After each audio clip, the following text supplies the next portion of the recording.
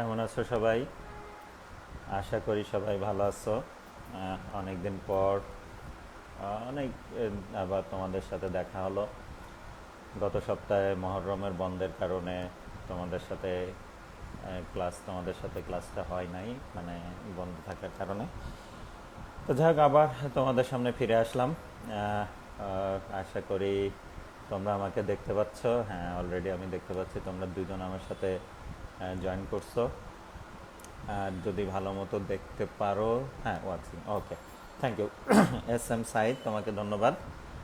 তুমি তোমার রেসপন্সের কারণে আমি বুঝতে পারছি যে আমি সঠিকভাবে, পারফেক্টভাবে আমি আমার লাইভ ক্লাস শুরু করতে সক্ষম হয়েছি। তাহলে এখন আমরা টপিকে চলে যাব, আর আনুষঙ্গিক কথা বলবো না। আমরা এখন টপিকে চলে যাব। তোমরা যদি তোমাদের সিলেবাসটা ঠিকমতো দেখে থাকো, তাহলে দেখবা যে সিলেবাসে যে টপিকগুলো আছে সেখানে আমরা অনেকাংশেই কিন্তু আমরা শেষ করে আসছি।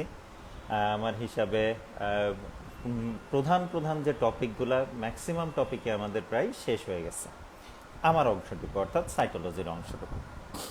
এখন এই সাইটোলজিতে এখন যে টপিকগুলো বাকি আছে তার মধ্যে অন্যতম একটা টপিক হলো সেল ডিভিশন আর ক্রোমোজোম সংক্রান্ত বেশ কিছু বিষয়াদি, অর্থাৎ ক্রোমাটিন তন্তুর মধ্যে যে ইউক্রোমাটিন হেটারোক্রোমাটিন আছে সেইগুলা নিয়ে কিছু আলোচনা বাকি আছে আমাদের।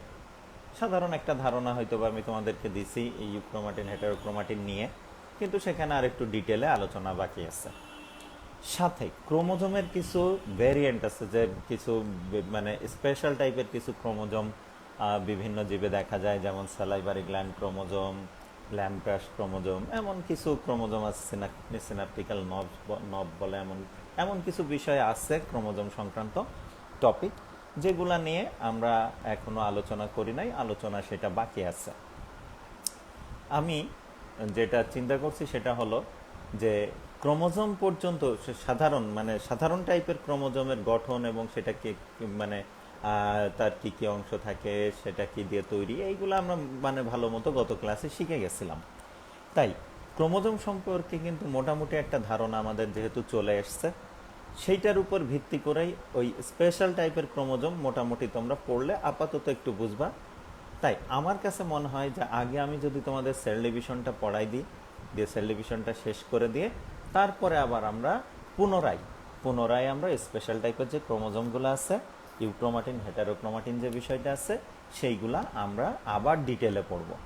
আমরা সাধারণ ধারণা কিন্তু এই ক্রোমোজোমের উপরে আমাদের যথেষ্ট, ক্রোমাটিন তন্তু ক্রোমোজোম সম্পর্কে সাধারণ একটা ধারণা আমাদের এসছে। আর এই যে ট্রেডিশনাল যে ক্রোমোজোম সেই সম্পর্কে আমাদের ডিটেল ধারণা কিন্তু এসছে। তারপরেও যেহেতু সিলেবাসে আরও কিছু বিষয় আছে এবং স্পেশাল টাইপের কিছু ক্রোমোজোম আছে, সেইগুলো আমরা পড়ব। তবে সেইটা পরে, আগে আমরা সেল ডিভিশনটা পড়ে নিব। কারণ যেহেতু আমরা ক্রোমাটিন এবং ক্রোমোজোম নিয়ে ভালো মতো স্টাডি করছি, এইটার সাথে সেল ডিভিশনের একটা বিষয় জড়িত আছে। তাই সেল ডিভিশনটা আগে আমরা একটু পড়ে শেষ করব।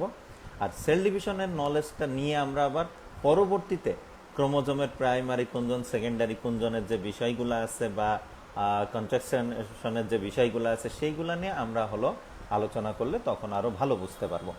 তা যাই হোক, এক কথায় আমি এখন সাধারণভাবে যদি বলি, তাহলে আমরা সেল ডিভিশনটা আগে পড়ে নিলে ওই সে ক্রোমোজোমের যে কুণ্ডলনের বিষয়গুলো সেটা পরবর্তীতে আমাদের বুঝতে আরও বেশি সুবিধা হবে। এক, দ্বিতীয় যেটা, সেটা হলো স্পেশাল টাইপের যে ক্রোমোজোমগুলো আছে সেটা আমরা একটু পরে বুঝি। তা না হলে এখন যে ট্রেডিশনাল ক্রোমোজোমের সাথে সেইগুলো একটু প্যাচ লেগে গেলে আমাদের এই সেল ডিভিশন বুঝতে একটু সমস্যা হইতে পারে। তো সেই কারণে আমরা সবই পড়বো, সিলেবাসের কোনো অংশ ইনশাল্লাহ বাদ দিব না। তবে আমরা আজকে সরাসরি কোষ বিভাজনের অংশ, যেটা তোমাদের একেবারে শেষ টপিক যেটা সিলেবাসের, সেই অংশটা আমরা পড়বো আর কি। তারপরে মাঝে যে অংশটুকু একটু বাকি থাকলো সেইগুলো আমরা এই কোষ বিভাজন পড়ার পরে তারপরে গিয়ে আমরা সেটা আবার পড়ে ফেলবো। কোষ বিভাজনের নলেজ সেখানে গিয়ে আমরা কাজে লাগাইতে পারবো। ওকে, তাহলে প্রথম কথা হলো কোষ বিভাজন কি। আমরা জানি যে পদ্ধতিতে একটা কোষ একাধিক কোষে পরিণত হয় সেই প্রক্রিয়াটাকে বলা হয় কোষ বিভাজন। দেখো, কোষ সম্পর্কে আমরা যেটা জানি সেটা হলো কোষ থেকেই কিন্তু তৈরি হয়ে আসে। কোষ কিন্তু হাওয়া থেকে আসে না, আবার হাওয়ায় মিলিয়েও যায় না। কী হবে? কোষ থেকে কোষের সৃষ্টি হবে। যেমন যদি আমরা বলি, তাহলে আমাদের জীবনের শুরু ছিল কি দিয়ে? একটা মাত্র কোষ দিয়ে। নাম কি ছিল তার? জাইগোট। তাহলে এই জাইগোট কোষ কিন্তু হাওয়া থেকে আসে নাই। কোথা থেকে এসছে? আমার বাবার স্পার্ম মায়ের ওভাম মিলিত হয়েছে, হয়ে কি জাইগোট তৈরি করছে, অর্থাৎ একটা সেল তৈরি হয়েছে। এইবার এই সেলটাই কিন্তু বারবার বারবার কি হয়েছে? তার নিজের কপি তৈরি করছে। এইভাবে বারবার বারবার নিজের কপি তৈরি করতে করতে একসময় এই যে মাল্টিমিলিয়ন বা ট্রিলিয়ন সেলের এই জিল্লুর রহমানের সৃষ্টি হয়েছে। তার মানে আমার দেহের কোনো কোষই কিন্তু হাওয়া থেকে আসে নাই, প্রত্যেকটা কোষই অন্য কোনো কোষের বিভাজনের ফলে উৎপন্ন হয়েছে। শরীরের যদি কোনো অংশে কেটে যায়, ক্ষত হয়, তাহলে সেখানকার কোষকে ড্যামেজ হয়, তখন তার আশেপাশের কোষ বিভাজিত হয়ে আবার সেই জায়গাটা কিন্তু পূরণ করে দেয়। তার মানে আমাদের শরীরে নিয়মিত কোষ নষ্ট হচ্ছে, আবার নতুন করে সেই জায়গাটা পূরণও হয়ে যাচ্ছে কি অন্য কোনো একটা কোষের বিভাজনের ফল। তার মানে একদম সহজ কথা, কোষ থেকেই কোষের সৃষ্টি হবে, আর কোষ থেকে কোষের সৃষ্টি হওয়ার যে প্রক্রিয়া, সেই প্রক্রিয়াটাকেই মূলত আমরা বলে থাকি কোষ বিভাজন। ওকে, তাহলে কোষ বিভাজন কাকে বলে আমরা বুঝে গেলাম। এখন দেখো, কোষ বিভাজনের হলো প্রকারভেদ আছে। কি কি? আমরা যদি লক্ষ্য করি, তাহলে বিভিন্ন জীবের বিভিন্ন কোষে যে ধরনের বিভাজন ঘটে, সেই বিভাজনগুলা যদি আমরা পর্যালোচনা করি, তাহলে কোষ বিভাজনকে আমরা 3 ভাগে ভাগ করতে পারি। 3 ভাগ। কি কি? অ্যামাইটোসিস, মাইটোসিস আর মিওসিস। অ্যামাইটোসিস, মাইটোসিস আর মিওসিস। খেয়াল করো, আমাদের শরীরে আমরা শুধু মাইটোসিস আর মিওসিস ঘটতেই দেখি, কিন্তু অ্যামাইটোসিস আমাদের শরীরে ঘটে না। তাহলে এখন প্রশ্ন যে, তাহলে এই অ্যামাইটোসিস কোথায় ঘটে? কিছু নিম্ন শ্রেণীর সাধারণত এককোষী যে জীবগুলো আছে, তার মধ্যে ইউক্যারিওটিকও হইতে পারে, প্রোক্যারিওটিকও হইতে পারে, এমন নিম্ন শ্রেণীর কিছু এককোষী জীবে আমরা এই অ্যামাইটোসিস পদ্ধতিতে বংশবৃদ্ধি বা তাদের সংখ্যা বৃদ্ধি হইতে দেখি। কেন বংশ কথাটা বললাম? কারণ এককোষী জীব একটা মাত্র কোষ দিয়েই তার জীবন, এবং তার বিভাজন হইলে যে 2টা কোষ হলো, 2টা কোষ মানে 2টা জীবন, অর্থাৎ তার 2টা সদস্য।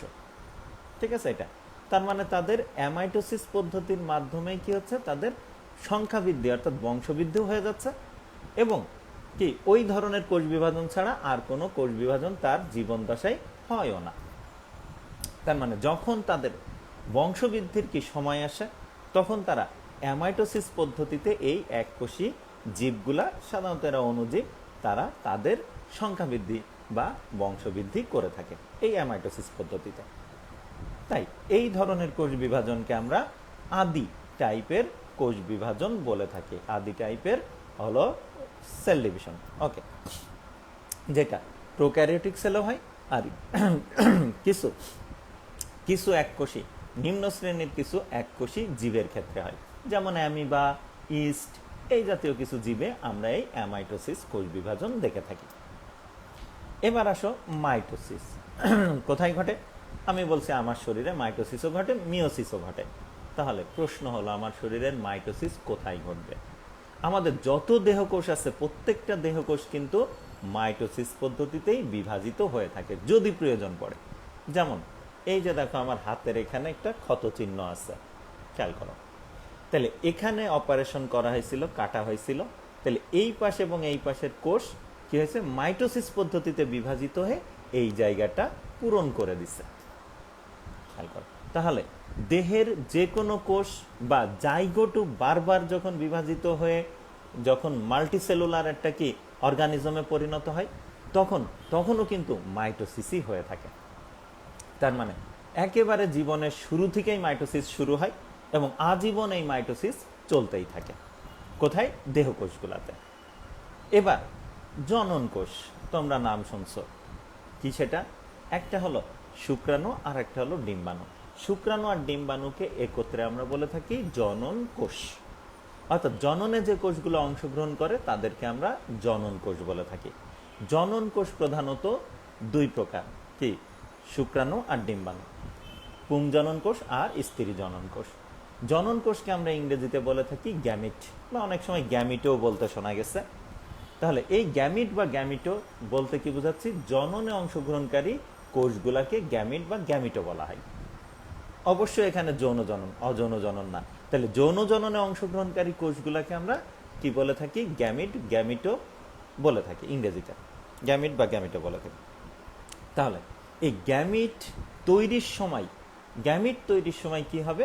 অবশ্যই মিওসিস হবে। তবে গ্যামিট নিজে কিন্তু আর বিভাজিত হয় না, অর্থাৎ জনন কোষ, অর্থাৎ শুক্রাণু বলো, ডিম্বাণু বলো, তারা কিন্তু আর বিভাজিত হয় না।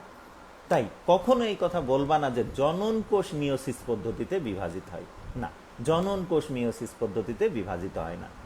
জনন মাতৃকোষ, অর্থাৎ যে কোষ বিভাজিত হয়ে জনন কোষের সৃষ্টি করে, সেই কোষগুলাকে আমরা বলে থাকি জনন মাতৃকোষ। তাহলে আমার যখন স্পাম তৈরির কি সময় এসছে বা স্পাম তৈরি হচ্ছে, কোথায় হচ্ছে? টেস্টিসের মধ্যে। তাহলে টেস্টিসের মধ্যে সেমিনিফেরাস নামক বিশেষ ধরনের নালী থাকে। সেই নালীর মধ্যে যে কোষগুলা বিভাজিত হয়ে শুক্রাণু তৈরি হচ্ছে, সেই কোষগুলা মিওসিস পদ্ধতিতে বিভাজিত হচ্ছে, হয়ে শুক্রাণু তৈরি করছে।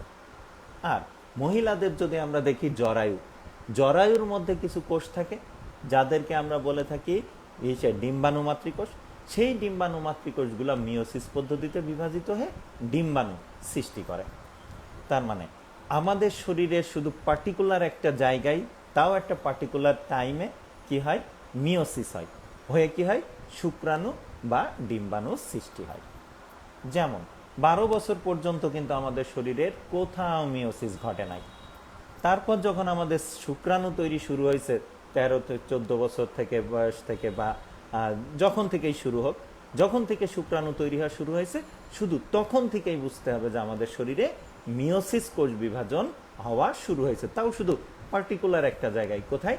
টেস্টিস। টেস্টিসেরও তাও সব কোষ না, টেস্টিসের মধ্যে যে সেমিনিফেরাস নালী আছে, সেই সেমিনিফেরাস নালীরও সব কোষ না, সেই সেমিনিফেরাস নালীর কতিপয় কোষ, তারা মিওসিস পদ্ধতিতে বিভাজিত হয়ে স্পাম তৈরি করছে। ওকে, তাহলে আমরা এখন মাইটোসিস কোথায় ঘটে জানলাম, মিওসিস কোথায় ঘটে জানলাম, আবার অ্যামাইটোসিস কোথায় ঘটে সেইটাও আমরা জানলাম। ওকে, এখন প্রশ্ন হলো যে এই অ্যামাইটোসিস প্রক্রিয়াটা অ্যাকচুয়ালি কিভাবে সম্পন্ন হয়, মাইটোসিস প্রক্রিয়াটা কিভাবে সম্পন্ন হয়, মিওসিস প্রক্রিয়া কিভাবে সম্পন্ন হয়, এইগুলা আমাদের ধীরে ধীরে জানতে হবে। অ্যামাইটোসিস প্রক্রিয়া খুবই সরল প্রকৃতির কোষ বিভাজন। এইটা আমরা আজকেই, এদের ডিটেল আমরা আজকে স্টাডি করে ফেলতে পারবো।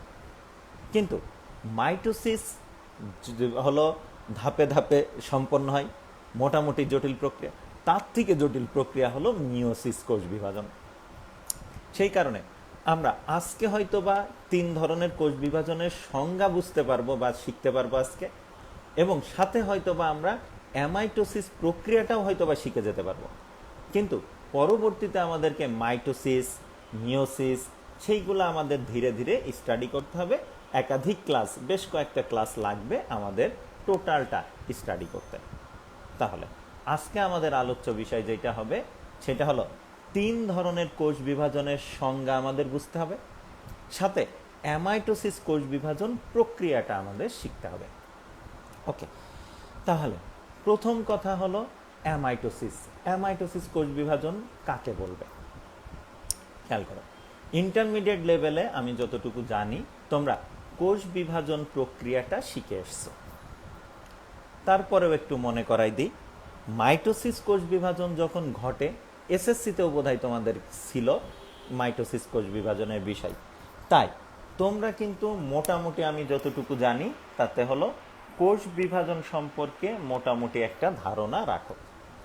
ধরে নাও এটা হলো একটা কোষ। তাহলে এই কোষের মধ্যে আমরা জানি যখন মাইটোসিস ঘটে, সম্পন্ন হয়, তখন কি হয়? মাইটোসিস বা মিওসিসের সময় একটা বিশেষ গঠন তৈরি হয়, মাকুশেবের একটা গঠন, অর্থাৎ ফাইবার নির্মিত একটা মাকুশেবের গঠন তৈরি হয়, যে গঠনটাকে আমরা বলে থাকি হলো স্পিন্ডল যন্ত্র। মনে আছে স্পিন্ডল যন্ত্র সম্পর্কে ভালো ধারণা তোমরা রাখো। 2 ধরনের ফাইবারে তৈরি হয়, ট্র্যাকশন ফাইবার আর স্পিন্ডল ফাইবার। এমন 2 ধরনের ফাইবারে একটা স্পিন্ডল যন্ত্র তৈরি হয়। আমি এখানে দেখাইলাম ব্লু কালারের যে দাগগুলা সেইগুলা মনে করো স্পিন্ডল ফাইবার, আর গ্রিন কালারের যে ফাইবারগুলা দেখাইলাম সেইগুলা ধরে নাও হলো ট্র্যাকশন ফাইবার।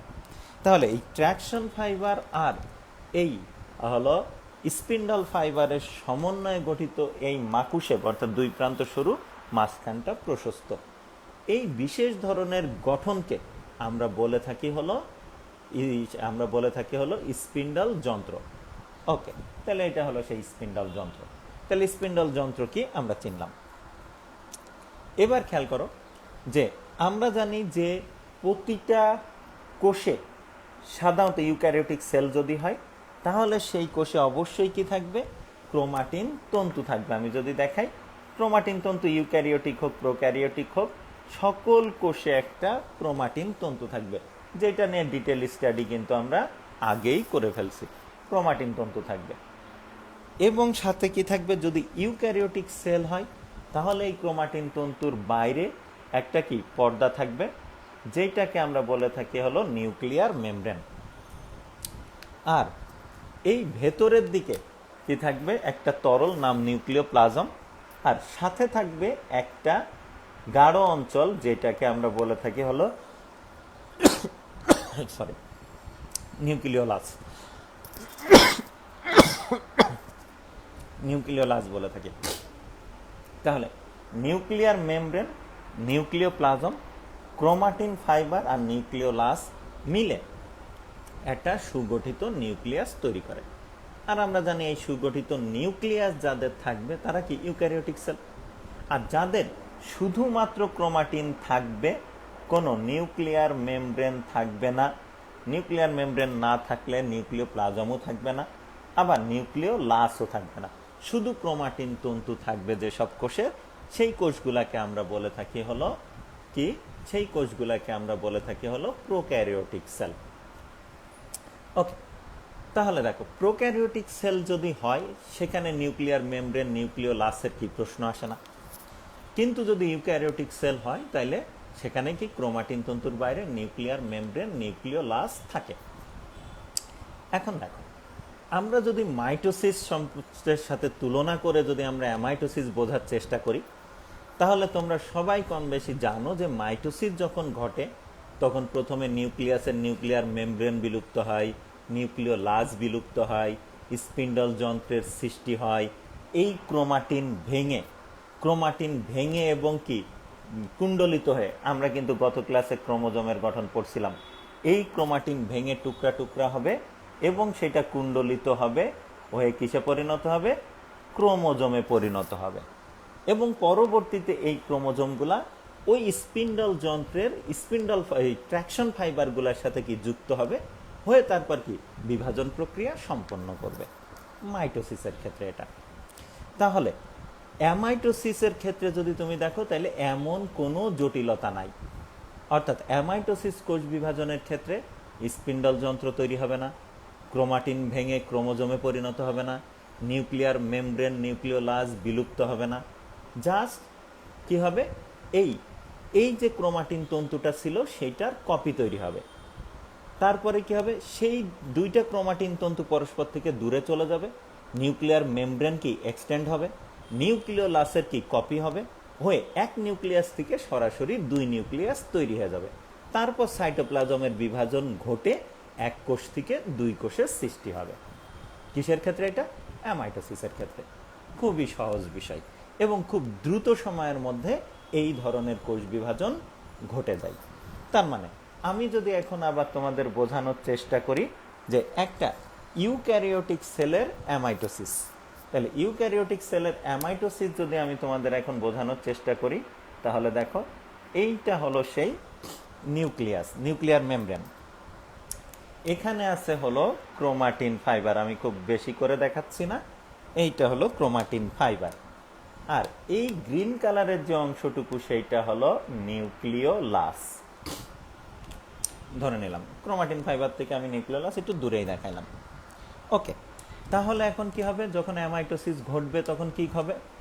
তখন প্রথমেই যে কাহিনীটা ঘটবে সেটা হলো এই ক্রোমাটিন ফাইবার তার কপি তৈরি করবে। খেয়াল করো, অ্যামাইটোসিস বলো, মাইটোসিস বলো, মিওসিস বলো, প্রত্যেক ধরনের কোষ বিভাজনের ক্ষেত্রেই কিন্তু ক্রোমাটিন ফাইবারের কপি তৈরি হইতে হয়। এটা কি ম্যান্ডেটরি, কোষ বিভাজন এই ক্রোমাটিন তন্তুর কপি না হইলে কোষ বিভাজন হবে না। তাই অ্যামাইটোসিসে এই মনে করো নীল কালারের যে ক্রোমাটিন ফাইবার সেইটার কি কপি হবে, এই যে কপি হচ্ছে নীলের কপি, আমি এখানে লাল দিয়ে দেখাইলাম, লাল কপি হলো। ওকে, কপি হয়ে যাবে। কপি হয়ে যাওয়ার পর এই যে নিউক্লিওলাস দেখতে পাচ্ছি, সেই নিউক্লিওলাসেরও একটা কপি তৈরি হবে। তাহলে একটা নিউক্লিওলাস থেকে দুইটা নিউক্লিওলাস হয়ে গেল।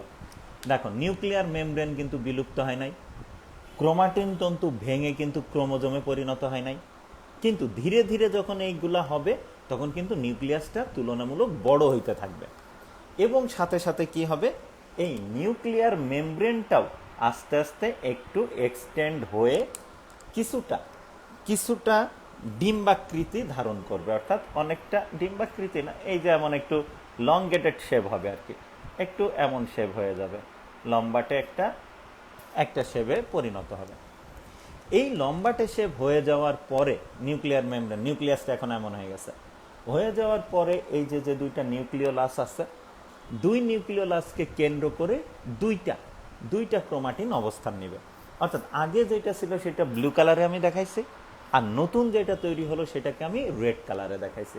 তাহলে কি হবে, এই দুইটা ক্রোমাটিন কি হবে, পরস্পর থেকে আলাদা হয়ে যাবে।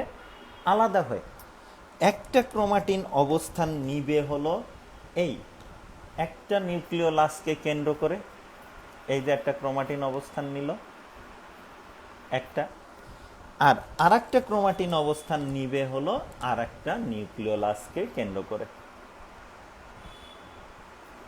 এই মনে করো আর একটা ক্রোমাটিন।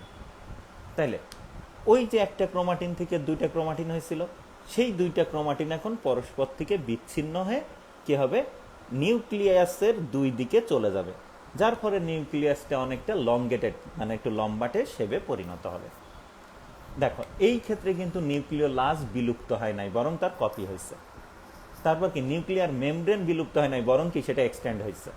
আর কোনো ধরনের কোনো স্পিন্ডাল যন্ত্র কিন্তু এখনো তৈরি হয় নাই, হবেও না।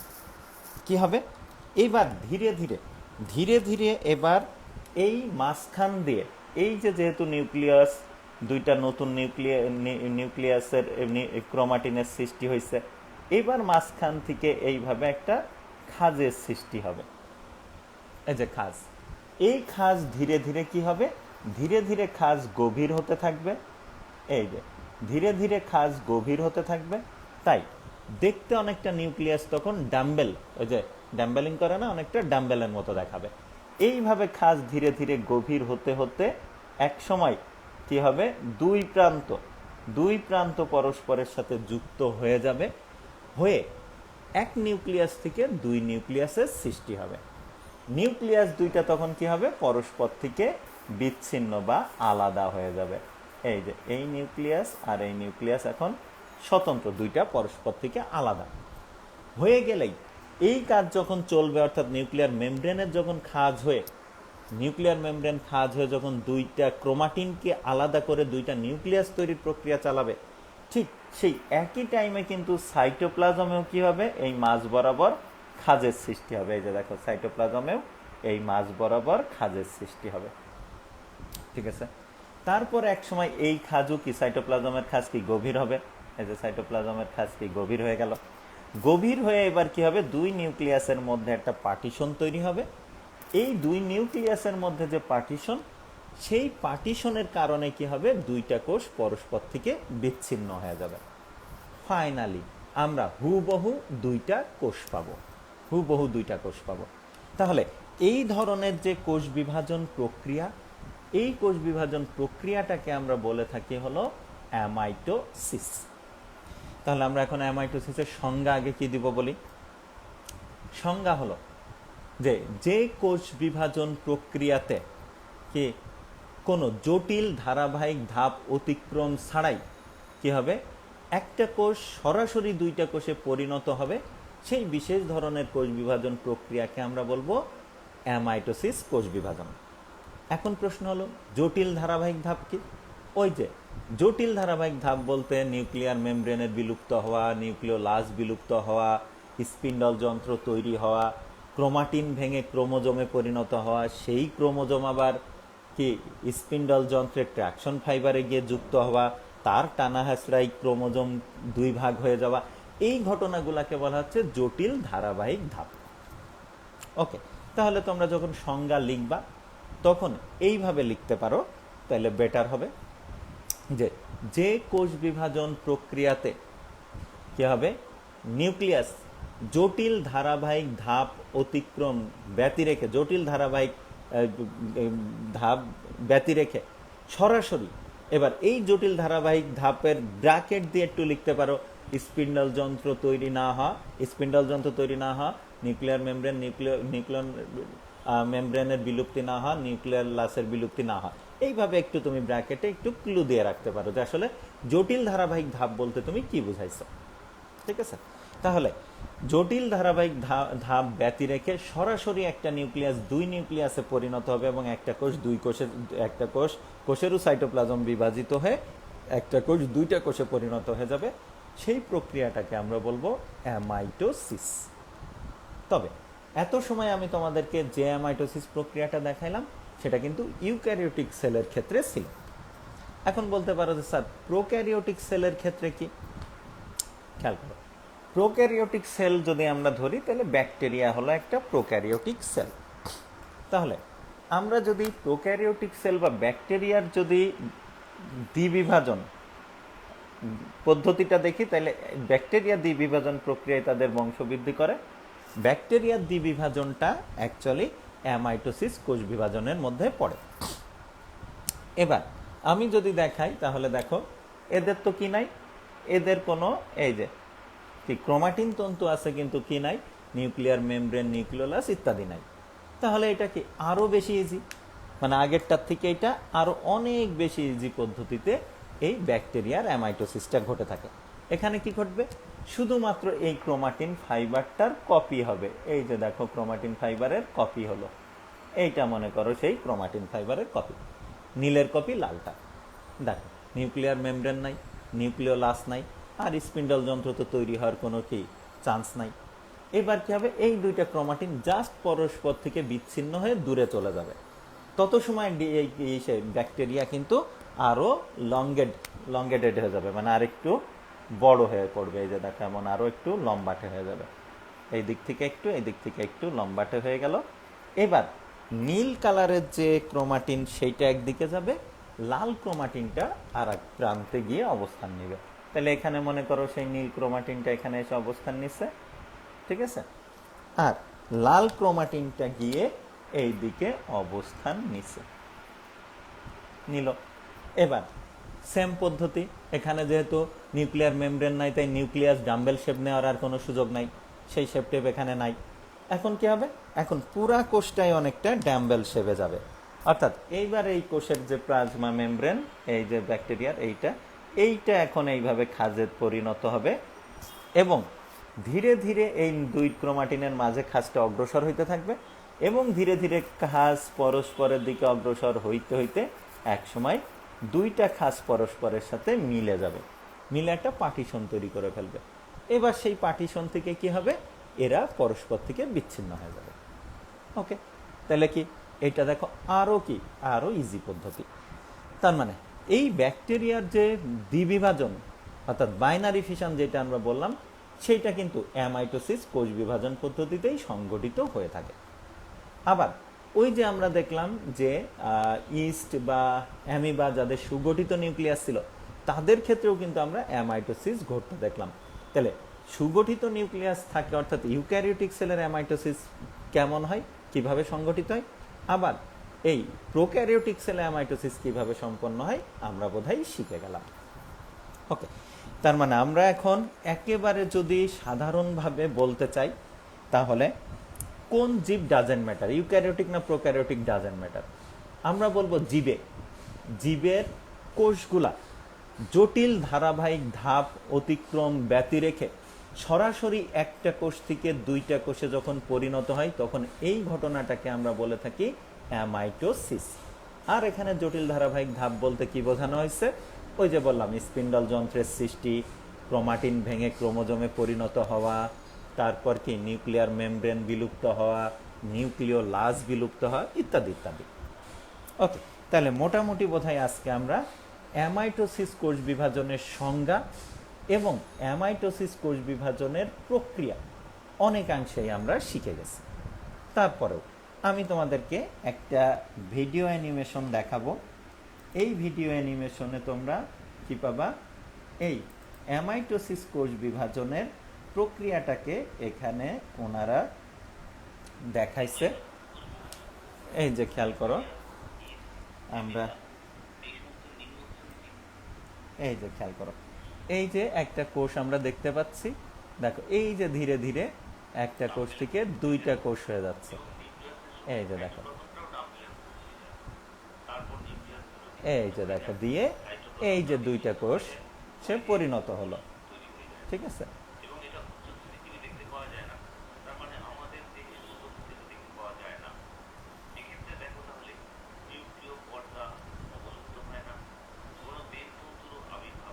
দেখ, তাহলে আমরা যদি এই ভিডিওটা দেখি, খেয়াল করি, এই যে দেখো, তাহলে দেখো এখানে কিন্তু কোনো স্পিন্ডল যন্ত্র তৈরি হয় নাই, এখানে কিন্তু নিউক্লিয়ার মেমব্রেন বিলুপ্ত হয় নাই, তারপর কি, হ্যাঁ, তারপর এখানে নিউক্লিওলাসের কপি হয় নাই, ঠিক আছে। কিন্তু ভেতরে যে এই নিউক্লিয়ার মেমব্রেনের ভেতরে যে কি আছে, জেনেটিক ম্যাটেরিয়াল অর্থাৎ ক্রোমাটিন তন্তু আছে, তার যে কপি হয়েছে সেইটা কিন্তু এখানে দেখায় নাই। কিন্তু ভেতরে যে নিউক্লিওলাসের কপি হয়েছে সেই বিষয়টা কিন্তু এখানে এই ভিডিওতে শো হয় নাই, শুধু বাইরের বিষয়টাকেই দেখানো হয়েছে। আশা করি তারপরেও তোমরা বুঝে গেছো, কারণ ভেতরে কি ঘটে সেটা কিন্তু আমি আগেই তোমাদেরকে দেখাই দিছি। ওকে, তাহলে আমরা এখন অ্যামাইটোসিস ভালো মতো বুঝে গেলাম। ওকে, তাহলে অ্যামাইটোসিস কোষ বিভাজন নিয়ে আশা করি আর কারো কোনো সমস্যা থাকার কথা না। যদি তারপরেও কারো কোনো জিজ্ঞাসা থাকে কমেন্ট বক্সে জানাবা, ইনশাল্লাহ আগামী ক্লাসে আমি তোমাদের সেটা ব্যাখ্যা দেব। এবার আসো, এবার আমরা যেটা শিখব সেইটা হলো মাইটোসিস কোষ বিভাজনের সংজ্ঞা। আমরা বলছি আজকে আমরা অ্যামাইটোসিসের সংজ্ঞা এবং প্রক্রিয়া টোটালি শিখে নিব, আর মাইটোসিস এবং মিওসিসের জাস্ট সংজ্ঞা আজকে আমরা একটু বুঝে রাখবো। এবং আগামী ক্লাস থেকে আমরা যেটা শুরু করব সেটা হলো মাইটোসিস পদ্ধতিতে সেল সাইকেলের যে বিষয়টা সেটা। ওকে, তাহলে এখন প্রশ্ন হলো মাইটোসিস কোষ বিভাজন কাকে বলে। ওই যে কোথায় ঘটে কি বৃত্তান্ত সেগুলো তো আমরা আগেই জেনে গেছি। এবার মাইটোসিস কোষ বিভাজনের সংজ্ঞা দেওয়ার আগে বোধহয় আমরা একটা কি করব, ভিডিও দেখব, মাইটোসিসের একটা ভিডিও দেখি, দেখে আমরা কি করব, আমরা দেখো একটা সুন্দর সংজ্ঞা তৈরি করে ফেলতে পারবো। আমরা সবাই কম বেশি মাইটোসিস বুঝি, কারণ সেই এসএসসি লেভেলে ছিল, ইন্টারমিডিয়েটে ছিল, আবার অনার্সে এসে পাচ্ছ। তাই মাইটোসিস আমার ধারণা তোমরা কম বেশি সবাই বুঝো। আমরা এখানে যেটা করব, আগে একটা মাইটোসিসের ভিডিও দেখব, দেখে আমরা অনার্স লেভেলের মতো আমাদের মতো করে আমরা একটা সুন্দর সংজ্ঞা বা ডেফিনেশন দাঁড় করাবো। তাহলে আমরা এখন একটা ভিডিও দেখব, যেই ভিডিওতে মাইটোসিস দেখানো হয়েছে। এইটা হলো পুরা সেল সাইকেলের ভিডিও, আমাদের আপাতত সেল সাইকেল দরকার নাই, আমরা এখান থেকে শুরু করতে পারি। দেখো, এইটা হলো একটা কোষ, এই যে এখানে যদি দেখি, এই যে কোষটাতে দেখতে পাচ্ছ ভেতরে ক্রোমাটিন তন্তু আছে, দেখছো ক্রোমাটিন তন্তু। কি হবে, এই ক্রোমাটিন তন্তু ভেঙে কুণ্ডলিত হয়ে ক্রোমোজোমে পরিণত হবে, এই নিউক্লিয়ার মেমব্রেন বিলুপ্ত হবে, নিউক্লিওলাস বিলুপ্ত হবে, একসময় স্পিন্ডল যন্ত্রের আবির্ভাব ঘটবে, এবং ওই ক্রোমাটিন তন্তু ভেঙে যে ক্রোমোজোমগুলো তৈরি হয় তারা সেই স্পিন্ডল যন্ত্রে গিয়ে কি যুক্ত হবে, কিভাবে হবে আমরা একটু ভিডিওটা দেখি। এই যে দেখো, দেখো এই যে ক্রোমাটিন ভেঙে কুণ্ডলিত হয়ে যে ক্রোমোজোমে পরিণত হয়েছে সেটা দেখানো হলো এখানে। ওকে, প্রত্যেকটা ক্রোমোজোমে যে দুইটা করে ক্রোমাটিড থাকে মনে আছে, যাদেরকে একই ক্রোমোজোমের দুই ক্রোমাটিডকে আমরা কি বলি, পরস্পরের সিস্টার ক্রোমাটিড, মনে আছে। এবার দেখো কি হবে, এই যে দেখো ধীরে ধীরে স্পিন্ডল যন্ত্র তৈরি হচ্ছে, এই যে স্পিন্ডল যন্ত্র তৈরি হচ্ছে। এবার ক্রোমোজোমগুলা এখন কি হবে, দুই ক্রোমাটিড বিশিষ্ট ক্রোমোজোমগুলা তাদের শুধুমাত্র একটা জায়গায় যুক্ত থাকে, সেন্ট্রোমিয়ার মনে আছে, সেই সেন্ট্রোমিয়ার দিয়ে এরা স্পিন্ডাল যন্ত্রের ট্রাকশন ফাইবারগুলোর সাথে যুক্ত হচ্ছে। এই যে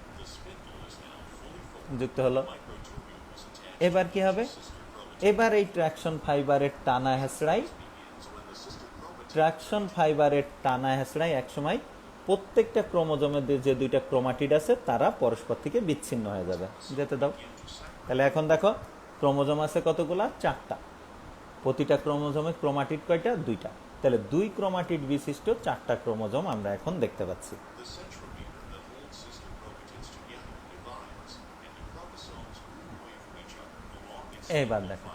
এইবার দেখো ক্রোমোজোমের 2টা ক্রোমাটিড সেন্ট্রোমিয়ার থেকে বিচ্ছিন্ন হয়ে আলাদা হয়ে গেল। তার মানে এখন কিন্তু আমরা ক্রোমোজোম দেখতে পাচ্ছি কয়টা, 8টা। ক্রোমোজোম ছিল 4টা, হয়ে গেল 8টা। তবে পার্থক্য কি, আগের ক্রোমোজোমে প্রত্যেক ক্রোমোজোমে 2টা করে ক্রোমাটিড ছিল, এখনকার ক্রোমোজোমগুলোতে 1টা করে ক্রোমাটিড, ডাজেন্ট ম্যাটার, কিন্তু ক্রোমোজোম 8টা। ওকে, এবার কি হবে,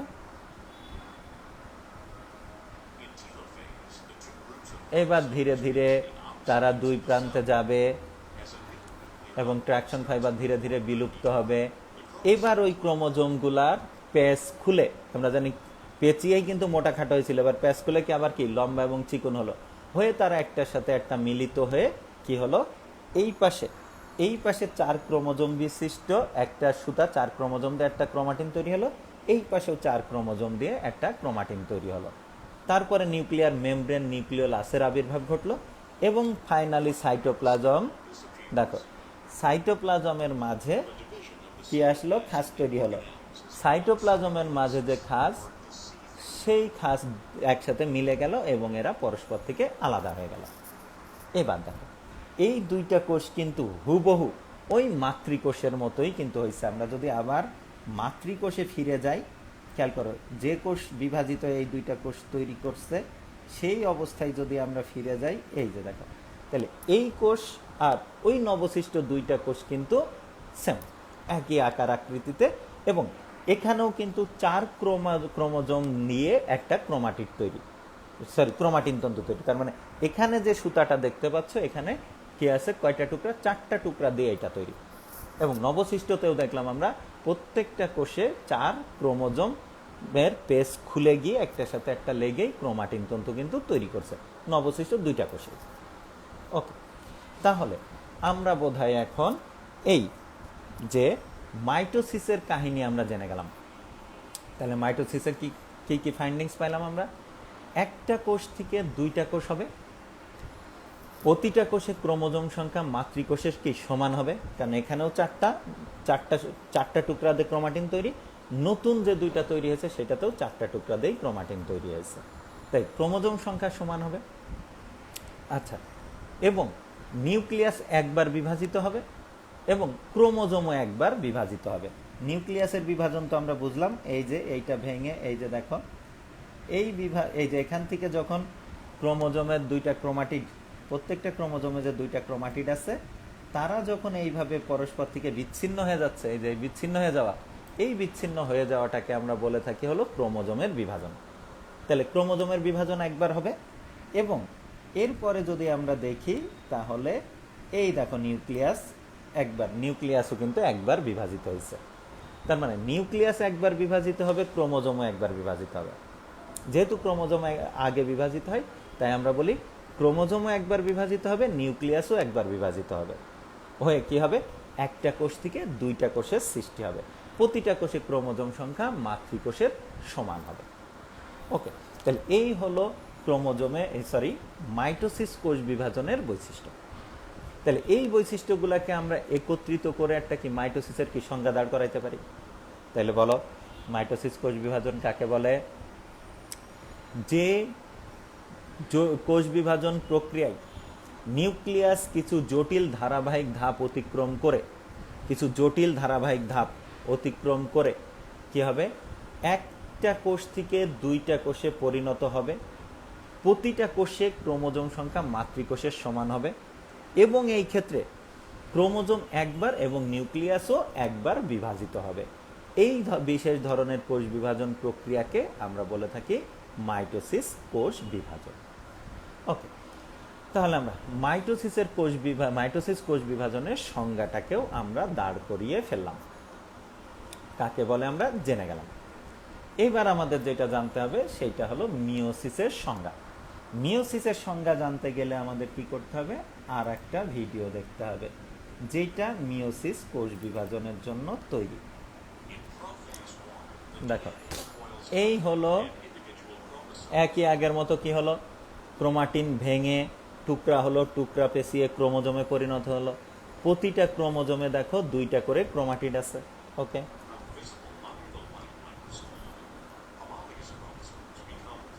এবার এখানে বাবা থেকে আগত এবং মা থেকে আগত ক্রোমোজোমগুলা পরস্পরের সাথে জোড়া বাঁধলো।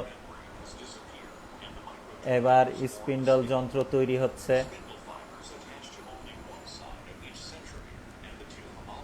দেখো, এই যে স্পিন্ডল যন্ত্র তৈরি হলো, স্পিন্ডল যন্ত্রে ক্রোমোজোমগুলা কি যুক্ত হলো হয়ে এইভাবে দেখো 50%, অর্থাৎ বাবা থেকে আগত ক্রোমোজোমগুলা একদিকে গেল, মা থেকে আগত ক্রোমোজোমগুলা আর একদিকে গেল। তার মানে 2 প্রান্তে কিন্তু ক্রোমোজোম সংখ্যা অর্ধেক হয়ে গেল। দেখো, মোট 4টা ছিল ক্রোমোজোম, তার একটা 4টার মধ্যে 2টা এক প্রান্তে গেছিল আর 2টা আর এক প্রান্তে গেছিল। খেয়াল করো, তারপরে সেখানে গিয়ে আবার নতুন করে নিউক্লিয়ার মেমব্রেন, নিউক্লিওলাস এগুলো ফর্ম করবে, করে এক সময় এক কোষ থেকে 2 কোষে পরিণত হবে। তাহলে এই অবস্থাটাকে, এইটুকু কাহিনীকে আমরা বলে থাকি মিওসিস 1। এবার আবার দেখো বিভাজিত হবে, বিভাজন এখানেই শেষ না।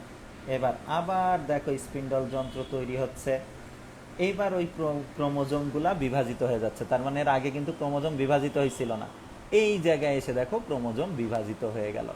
ক্রোমোজোম বিভাজিত হয়ে 2 প্রান্তে চলে গেল, গিয়ে কি করলো, এই যে মাঝে পার্টিশন তৈরি করে ফাইনালি 4টা কোষ তৈরি করলো। এবার বলো, প্রত্যেকটা কোষে ক্রোমোজোমের সংখ্যা কত? 2টা করে। কিন্তু আমরা যখন শুরু করছিলাম সেই কোষে কিন্তু ক্রোমোজোম সংখ্যা ছিল 4টা। দেখছো, এই যে মাতৃকোষ যেটা, এই কোষে যে কোষটা বিভাজিত হয়েছে, এই কোষে কিন্তু ক্রোমোজোম সংখ্যা ছিল কয়টা? 4টা। দেখো, 4টা। তাহলে মাদার সেলে ক্রোমোজোম সংখ্যা 4টা, কিন্তু ডটার যে 4টা সেল তৈরি হলো সেখানে কিন্তু ক্রোমোজোম সংখ্যা 2টা করে হয়েছে। এখানে দেখো, প্রথম একবার নিউক্লিয়াস বিভাজিত হয়েছে, দ্বিতীয় ধাপে নিউক্লিয়াস আবার বিভাজিত হয়েছে। যেমন এই জায়গায় যদি আমরা দেখি, তাহলে এখানে নিউক্লিয়াস একবার বিভাজিত হলো, এই যে নিউক্লিয়াস একবার বিভাজিত হলো। তাহলে নিউক্লিয়াস কিন্তু একবার বিভাজিত হয়ে কিন্তু কাহিনী শেষ হয়ে যায় নাই। নিউক্লিয়াস কি হয়েছে, এইটা প্রথম ধাপের বিভাজন। এবার এই জায়গায় দেখো আবার নিউক্লিয়াস আবার বিভাজিত হলো। তাহলে এইটা হলো নিউক্লিয়াসের দ্বিতীয় ধাপের বিভাজন। তার মানে নিউক্লিয়াস কিন্তু 2বার বিভাজিত হলো। কিন্তু ক্রোমোজোম কয়বার বিভাজিত হয়েছে? একবার। কোন জায়গায়? শুধুমাত্র দ্বিতীয় ধাপে, নিউক্লিয়াসের দ্বিতীয় ধাপের বিভাজনের সময়। এই যে দেখো, এই যে এখন দ্বিতীয় ধাপের বিভাজন চলছে। এই দ্বিতীয় ধাপের বিভাজনের সময় দেখো, ক্রোমোজোমের ক্রোমাটিড 2টা। প্রতিটা ক্রোমোজোমে যে 2টা ক্রোমাটিড আছে, এই ক্রোমাটিড 2টা পরস্পর থেকে বিচ্ছিন্ন হয়ে গেল। এই ক্রোমোজোমের 2টা ক্রোমাটিড বিচ্ছিন্ন হয়ে যাওয়াটাকেই মূলত আমরা বলি ক্রোমোজোমের বিভাজন। তাহলে এই পদ্ধতিটা যদি আমরা ভালো করে খেয়াল করি, তাহলে দেখব যে মিওসিস কোষ বিভাজনের ক্ষেত্রে একটা কোষ থেকে 4টা কোষ হয়। প্রতিটা কোষে ক্রোমোজোম সংখ্যা মাতৃকোষের অর্ধেক হয়। এই ক্ষেত্রে নিউক্লিয়াস 2 ধাপে বিভাজিত হয় এবং ক্রোমোজোম একবার বিভাজিত হয়। ওকে, তাহলে এই বৈশিষ্ট্যগুলোকে কাজে লাগিয়ে তুমি এখন কি করো, মিওসিসের সংজ্ঞা তৈরি করো। কি হবে সেটা? যে জটিল ধারাবাহিক, যে কোষ বিভাজনে নিউক্লিয়ার জটিল ধারাবাহিক প্রক্রিয়ায় 2 ধাপে বিভাজিত হবে, কিন্তু ক্রোমোজোম 1 ধাপে বিভাজিত হয়ে, একবার বিভাজিত হয়ে কি করবে, একটা কোষ থেকে 4টা কোষ সৃষ্টি করবে এবং প্রতিটা কোষে ক্রোমোজোম সংখ্যা মাতৃকোষের অর্ধেক হবে। এই বিশেষ ধরনের কোষ বিভাজন প্রক্রিয়াটাকে কি বলবো আমরা? মিওসিস। কি বলবো? মিওসিস। ওকে, তাহলে আজকে আমাদের যা টার্গেট ছিল সেটা বোধহয় আমরা অ্যাচিভ করতে পারছি। কি কি ছিল টার্গেট? যে আমরা আজকে এই কোষ বিভাজন কাকে বলে সেটা শিখব, অ্যামাইটোসিস কোষ বিভাজন কাকে বলে শিখব, সাথে সাথে অ্যামাইটোসিস কোষ বিভাজনের পুরা প্রক্রিয়াটা কিভাবে সম্পন্ন হয় সেটা ডিটেলে শিখব, সেটা কমপ্লিট। মাইটোসিসের সংজ্ঞা শিখব, মিওসিসের সংজ্ঞা শিখব, ইনশাল্লাহ আমাদের বোধহয় সেইটা কমপ্লিট হয়েছে। এবার আমরা আগামী ক্লাসে যেটা করব সেটা হলো সেল সাইকেল ডিটেলে। সেল সাইকেলের অনেকগুলো স্টেজ আছে, ডিটেলে আমরা সেল সাইকেল বোঝার চেষ্টা করব আগামী ক্লাসে। সেল সাইকেল বুঝতে গেলে অবশ্যই সেখানে মাইটোসিস চলেই আসবে, অর্থাৎ মাইটোসিসও ডিটেলে চলে আসবে। তাহলে আমরা আগামী ক্লাস থেকে সেল সাইকেল এবং মাইটোসিস ডিটেলে বোঝার চেষ্টা করব ইনশাল্লাহ। তাহলে আজকে এই পর্যন্তই। কারো যদি কোনো জায়গায় কোনো বুঝতে সমস্যা হয়ে থাকে কমেন্ট বক্সে জানাবা, চেষ্টা করব আগামী ক্লাসে সেইটা আগে সমাধান করার। ওকে, তাহলে আজকে এই পর্যন্ত। ভালো থেকো সবাই, দোয়া করো আমার জন্য, দোয়া করো সারা পৃথিবীর জন্য, এবং যত দ্রুত সম্ভব তোমাদের সামনে এসে যেন আমি এই ক্লাসগুলো নিতে পারি সেই জন্য দোয়া করো আল্লাহর কাছে। ধন্যবাদ সবাইকে।